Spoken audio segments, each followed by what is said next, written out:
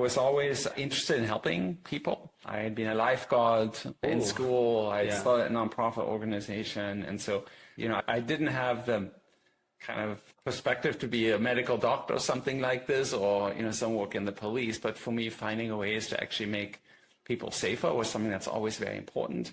And so that's kind of what attracted me to trust and safety. And that's why I was very, very excited to work in that space. The things that were important to me is that, one is that we dealt with very, very large amounts of content. And it's just simply not possible to review everything manually. And so, we had to find technical solutions from the very early days. And given that I have sort of the technical background, that's something that I always found very important. The second one was the importance of policy. And in the early days, we're like, it has good stuff and bad stuff. And let's just try to remove the bad stuff and amplify the good stuff. But there's a lot of gray area. And how you actually deal with gray area is very, very important. And the third one is that, while initially the focus was always on content, it always gets back to the bad actors in the background. So one way of dealing with bad content at scale is actually by looking at the mechanisms or the individuals that actually create it.